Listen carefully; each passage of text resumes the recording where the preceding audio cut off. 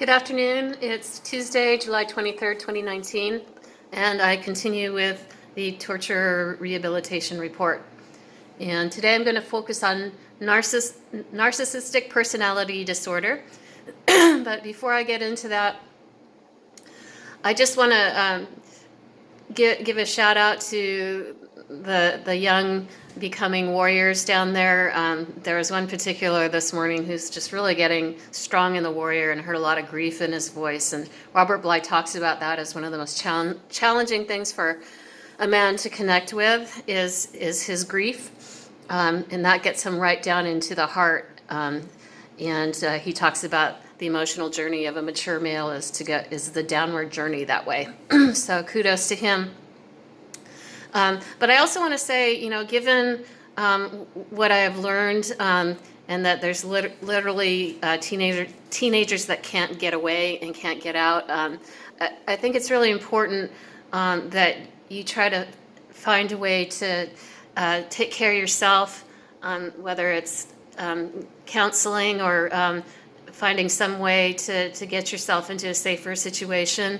And it should not be your responsibility to rescue an adult who's in trouble, not if you're a teenager and you're in trouble too. Your first responsibility is to yourself. And so I don't want to become part of your abuse cycle that you're caught in by you having to be the grown-up in the room and try to defend me.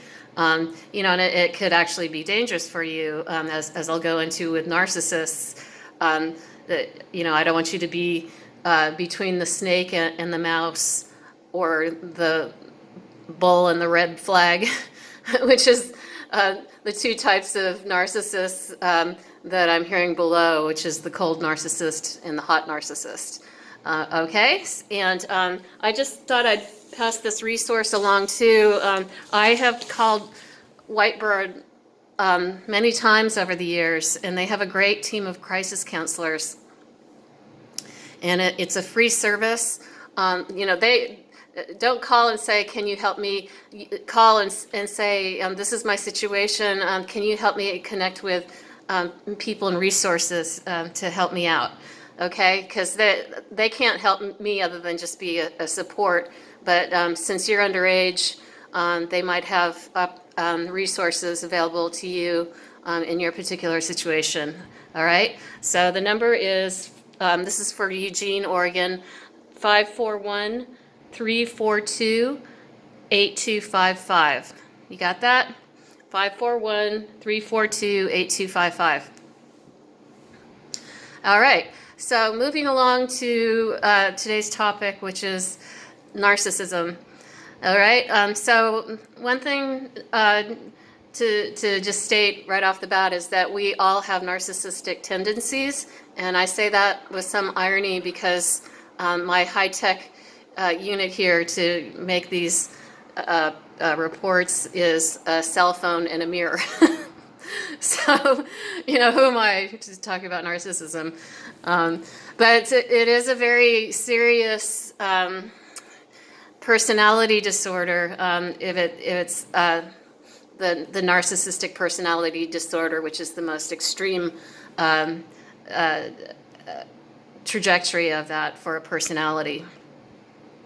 And you can't blame a narcissist because they are what they are, but they can be exceedingly dangerous. The problem with a narcissist is that they don't have the capacity to feel emotions of empathy or compassion. They don't feel the repercussions of their actions of harming another individual in any way that would cause them to not cause harm. They don't feel guilt or remorse. And so it's almost impossible to reason with a narcissist or to ask for the better angels of his nature and ask if he cares and things like that, because he just does. That's like talking Chinese to him. He just doesn't have it in or her. And so what to do? Just understand that narcissists, they can be extremely charismatic and charming, and because they lack the facility of normal emotions, and they like to be the center of attention and the star, they study people very, very closely, and they become remarkably skilled quite often at aping those kind of emotions. Even though they can't feel them, they can be great imitators. And that's quite often how they trap people into their, what did somebody call that once, into their vortex. And so the thing about a narcissist is that there's always this emptiness inside that needs to be filled.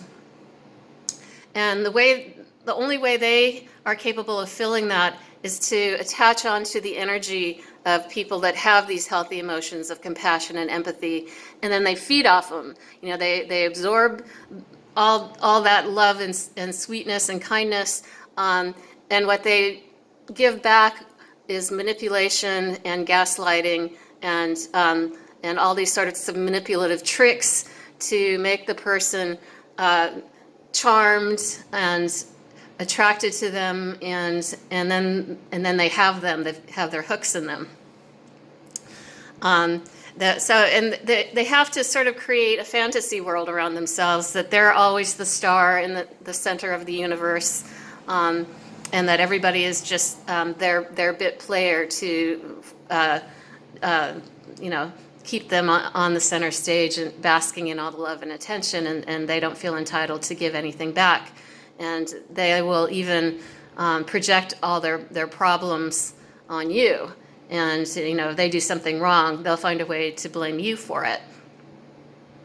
And it's really difficult to get away from a narcissist.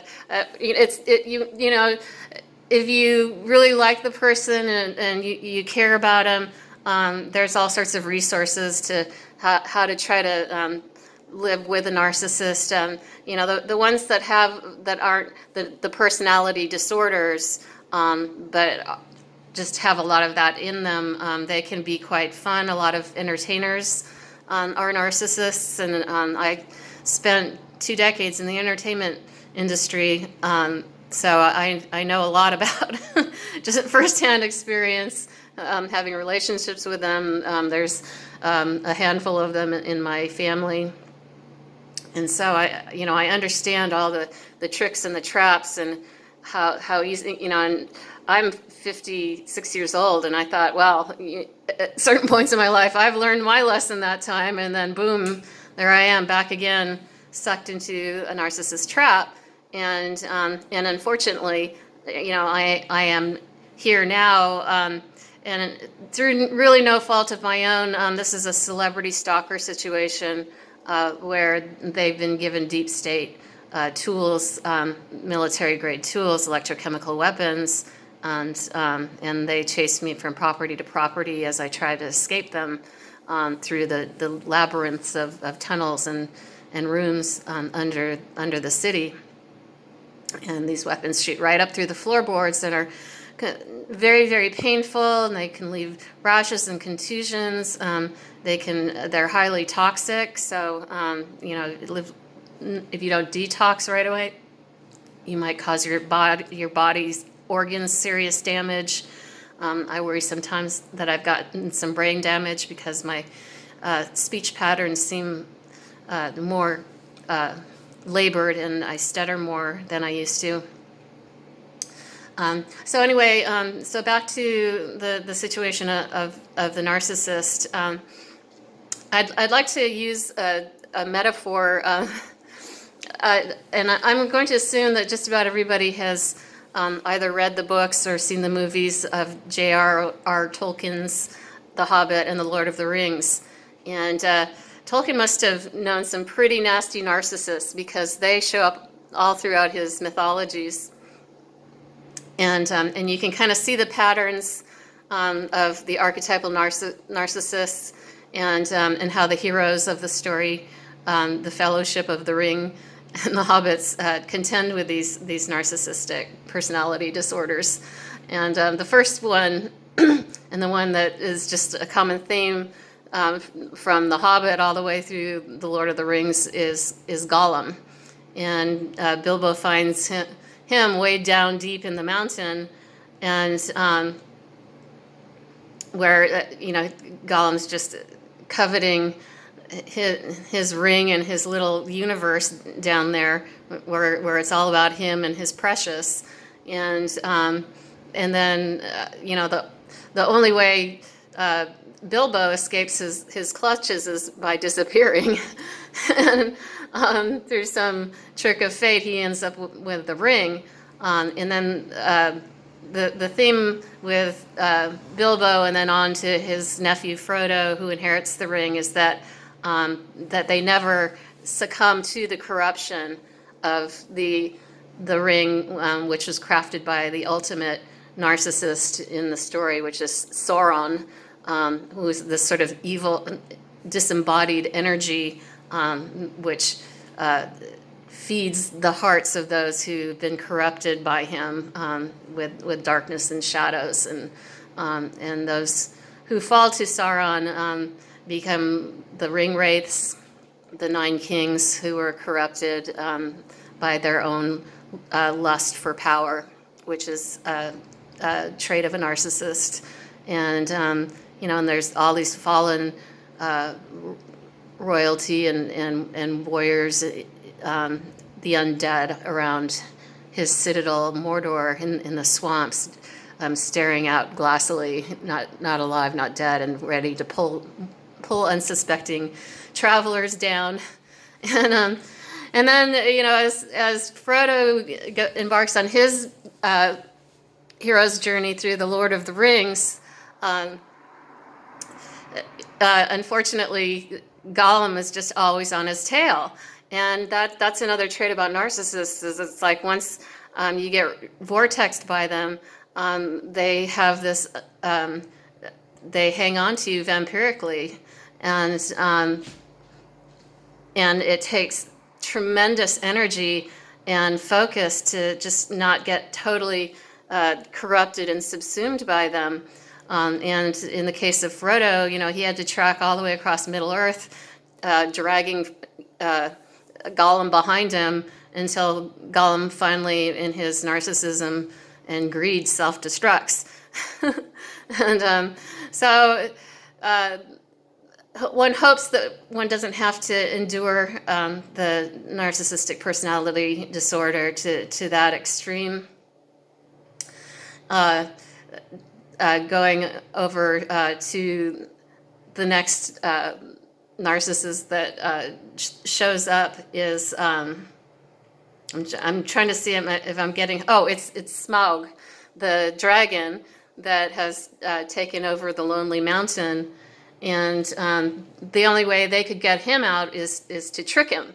And that was, his one thing that he coveted the most, as he hoarded all the treasures of the dwarves, is the Arkenstone. And that to him, it was sort of like the reflection of himself. And so they sent Bilbo in to steal the Arkenstone. And suddenly, when Smaug realizes that the stone is no longer in his lair, in his control, that's when he goes roaring out in a rage. And so getting back to the metaphor of that, sometimes the only way a narcissist will leave his or her victim or target is if he finds another bright, shiny object to latch on that's even more glittery than the one he currently has. And over time, in the shadow of a narcissistic personality disorder, no matter how shiny and bright one starts out, you will start to fade into the land of shadows as they draw your loving energy into them and reflect none back. And then moving along into the Fellowship of the Rings, the Lord of the Rings series, there's Shelob, the evil spider, up in the dim mountain ridges surrounding Mordor, and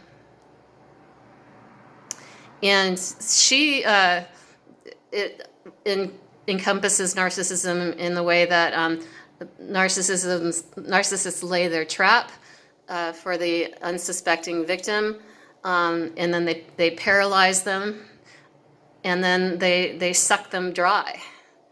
And unfortunately, narcissists will often leave a string of pale, emptied out husks that used to be well-balanced, happy human beings, on the trash heap in their wake as they go to suck the life force of somebody else.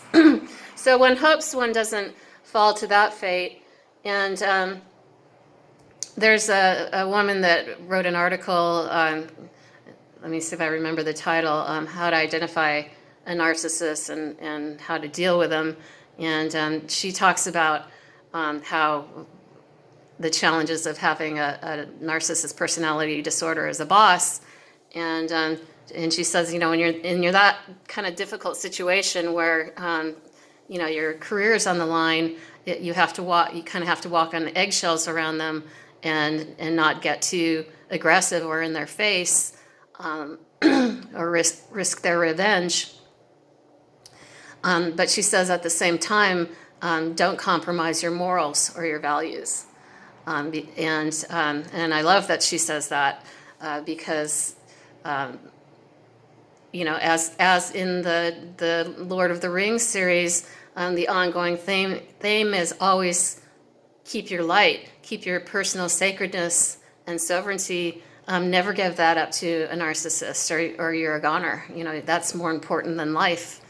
That's your humanity.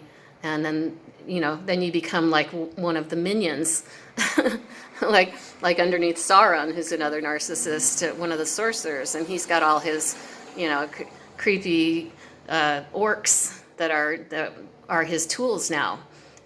So if you have stumbled into becoming a minion of a narcissist, compromising your values, doing immoral stuff at their bidding, you can always do things to reclaim your personal sovereignty and your sacredness and get out of that. And the sooner the better for you. So traveling further into the story, there's the riders of Rohan, who are these wonderful knights and they have the finest horses in all the land of Middle Earth in this kingdom. And unfortunately, a narcissist has taken over their King Theoden, and that's Grima Wormtongue. And so in the movie, he's displayed wonderfully, whispering in this very rat-like looking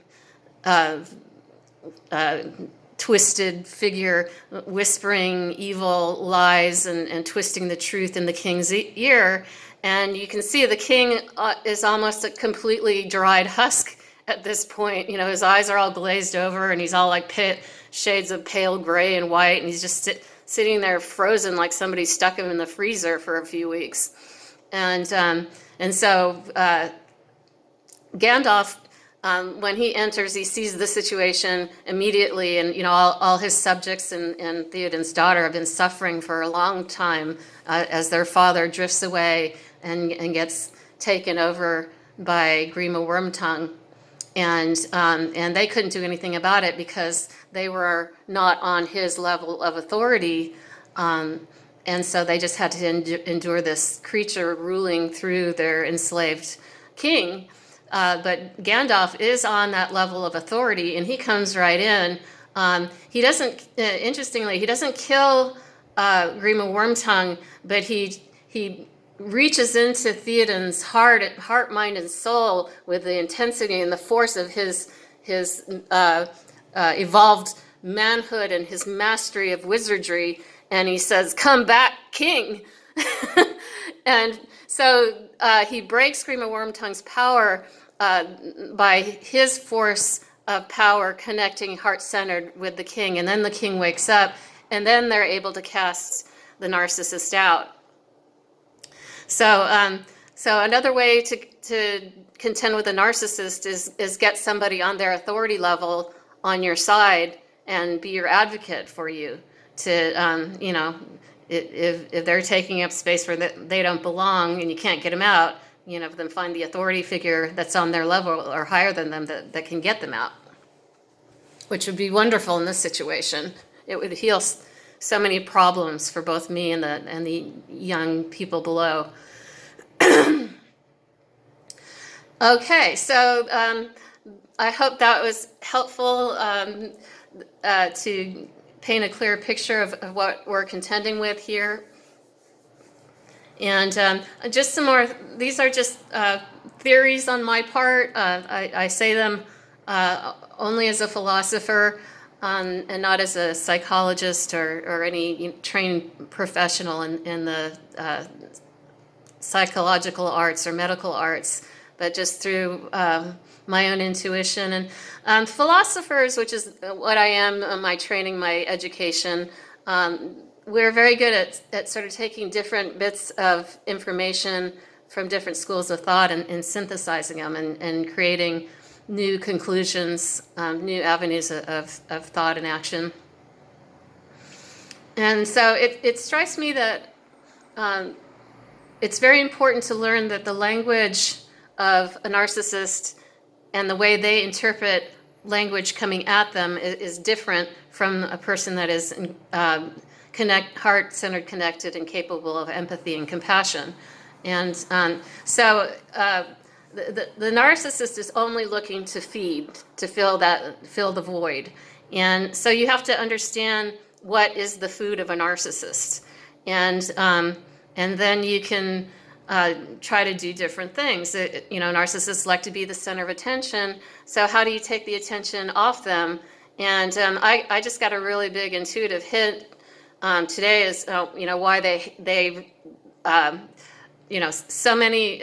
I'm hearing so many connections being made, and a lot of the teenagers below boards are flipping, and they like what I'm saying, and they're trying new things. They're going to create a ritual space and try to initiate themselves into these more empowered avenues of mature maleness, and so that's all very exciting. And so and they're really caring about me, and I have to thank them. I'm just going to interrupt this train of thought right now. I want to thank them because they have given me something, and it's really important they understand that. As in this process, I can hear in their conversations they've restored my personhood, and I'm no longer an object or a thing. And even the narcissists know this, and that's, for someone like me, that's everything. So you have to understand that you've been tremendously successful in your hero's journey where I'm concerned. So thank you for that. So getting back to feeding the narcissist or starving the narcissist, I got this intuitive hit that narcissists hate being talked about as if they're not in the room. And so I think that's why they're really reacting violently to these torture rehabilitation reports, which seem to be successful in some measure. I'm able to help excuse me, a lot of young people move forward and get out of this state of confusion and entrapment, which is also, for me, I feel very, very like I achieved something meaningful in this project. So I'm really grateful for that as well. So another thing is to starve the narcissist. You need to understand that they don't perceive positive and negative the way a normal person does. It's all energy for them. So if you're like intensely engaging with them, whether yelling at them and saying you're a monster, or you're saying, high five, dude, that was a great job, it's interpreted all the same with them. It's all you giving them your power and your energy. And so the more you make a narcissist feel marginalized and insignificant and isolated, the more he's going to be starved of what he needs, and then hopefully the desired outcome is that he goes elsewhere to find food and stops vampirically sucking off the energy of everybody in this situation. That's what I'm hoping. And so really be careful about how I know there's times when it seems like they're about to kill me, and so thanks for stepping in, at that the last minute to cause irreversible harm or death. I appreciate that. But just when you're having to interact with them, always try to stay on a different energy level. Don't let him bring you to his energy level. So I'll give you an example. Let's say he's really angry, and no, I'm never gonna let her go. And you say, and then you who had been talking in a lower voice saying, dude, this isn't right, and then suddenly you're yelling just like him. You got to get off her. Right there, you just fed him. He's saying thank you in his head for giving me your power right there.